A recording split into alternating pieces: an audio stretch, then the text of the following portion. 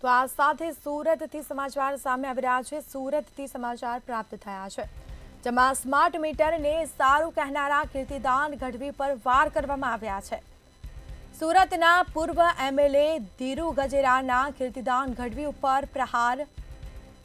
કીર્તિદાને ક્યારે પ્રજાના પ્રશ્નો ન ઉઠાવ્યા, ધીરુ ગજેરાનું નિવેદન સામે આવ્યું છે।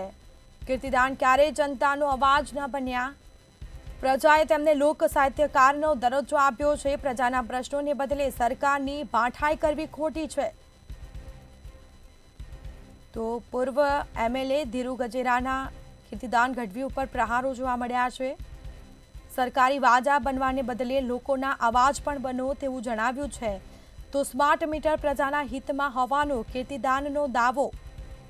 કીર્તિદાન ગઢવીએ સ્માર્ટ મીટરને સમર્થન આપ્યું છે અને તેને જ લઈને સુરતના પૂર્વ એમએલએ તેઓની ઉપર પ્રહારો કર્યા છે।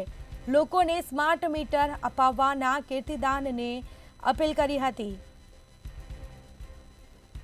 તો આ સાથે લોકોને સ્માર્ટ મીટર અપનાવવા માટે કીર્તિદાને લોકોને અપીલ કરી હતી। ગુજરાતમાં પીજીવીસીએલ દ્વારા સ્માર્ટ મીટરનું લોન્ચિંગ થઈ ગયું છે। આના વિશે અબૂત માણસો એવી અફવા ફેલાવે છે કે તમને આમ નુકસાન થશે, આમ નુકસાન થશે, પણ એક જાગૃત નાગરિક તરીકે તમને કહું છું કે સ્માર્ટ મીટર આપણા બધા માટે આપણા હિતમાં છે।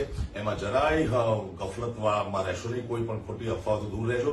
અને સ્માર્ટ મીટર તમારા મોબાઈલથી પણ કનેક્ટ છે। મોબાઈલ સ્માર્ટ થઈ ગયો, તમે સ્માર્ટ થઈ ગયા, દુનિયા આખી સ્માર્ટ થઈ ગઈ, તો આપણું મીટર કેમ સાદું રહેવું જોઈએ। એટલા માટે તમને કરબદ્ધ પ્રાર્થના કરું છું કે તમે જાગૃત નાગરિક તરીકે ફરજ બજાવો અને સ્માર્ટ મીટર અપનાવો, કારણ કે એનું કનેક્શન તમને તમારા સીધા મોબાઈલમાં તમને જોવા મળશે। તમે કેટલા યુનિટ વપરાયા છે, કેટલો બિલ થાય, બધો હિસાબ તમે સાચો કરી શકશો।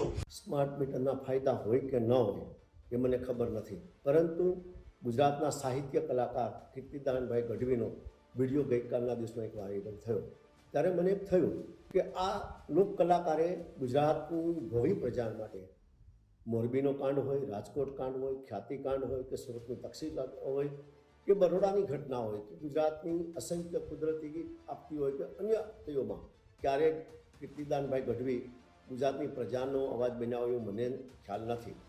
જેથી કરીને હું કીર્તિદાનભાઈ ગઢવીને હું વિનંતી કરું છું, પ્રજાએ તમને એક સાહિત્યકાર બનાવ્યા છે અને પ્રજાનો અવાજ બનવાને બદલે માત્ર સરકારની ભાઠાઈ કરવી એ ખરેખર અયોગ્ય મને દેખાય છે। પ્રજાનો અવાજ બનવો જોઈએ, પ્રજાની પડખે ઊભું રહેવું જોઈએ।